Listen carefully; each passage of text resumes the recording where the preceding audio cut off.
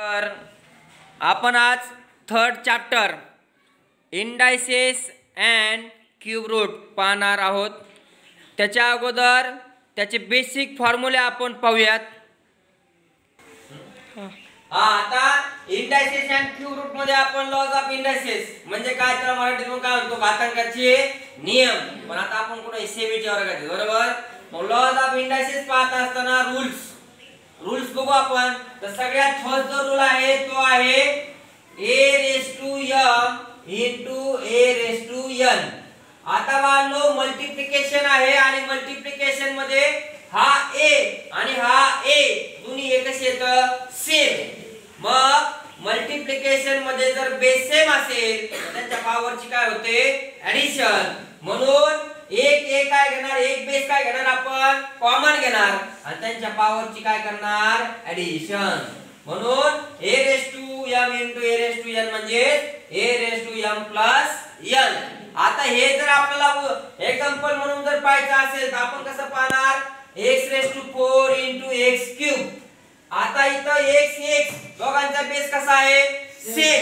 मग मल्टिप्लिकेशन मध्ये जर बेस सेम असेल तर पॉवरची काय होते ऍडिशन। म्हणून काय करणार एक बेस काय घेणार आपण कॉमन आणि त्यांच्या पॉवरची काय करणार ऍडिशन। मग ऍडिशन किती येणार इथं असं करणार 4 + 3 x raised to 7 x raised to किती 7। त्यानंतर सेकंड आहे a raised to m divided by a raised to n। आता इथं मल्टिप्लिकेशन मध्ये बेस सेम होता, आता इथं डिवायडेशन मध्ये पण बेस कसा आहे सेम। जर आपण मल्टिप्लिकेशन करत असताना पहा नेहमी डबल डिजिट असेल तर ऍडिंग करतो, डिवायडेशन मध्ये काय करतो सबट्रॅक्टिंग करतो। तसं वानो इथं डिवायडेशन मध्ये जर बेस सेम असेल तर पॉवरची काय होईल सबट्रॅक्शन म्हणजे a raised to m minus n। आता याचे एक्झाम्पल बघा। समजा एक्झाम्पल असेल y raised to 7 divided by y raised to 4। मग आता y बेस कसा आहे सेम आणि त्यांच्यामध्ये कुठली साइन आहे डिवायडेशन।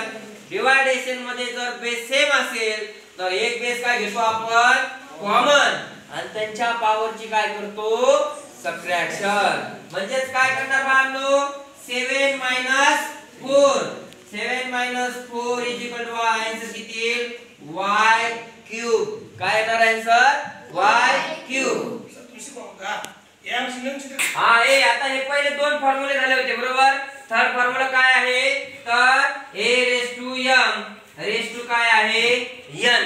मग आता याचा इथं बेस सेम होता, इथं बेस सेम होता, इथं बेस सेम नाही, पॉवरची पॉवर आली आहे। काय आलंय पॉवरची पॉवर। ज्या वेळेस बाणाची पॉवरची पुन्हा पॉवर येते त्यावेळेस इथं मल्टिप्लिकेशन करतो आपण म्हणजे काय येणार a raised to m into n। आता इथे याचा ऑपोजिट फॉर्म्युला हा आलाय। काय करणार एक्झाम्पल जर घ्यायचं असेल तर सपोज a raised to 4 आणि त्याची पॉवर किती आलेली आहे 5।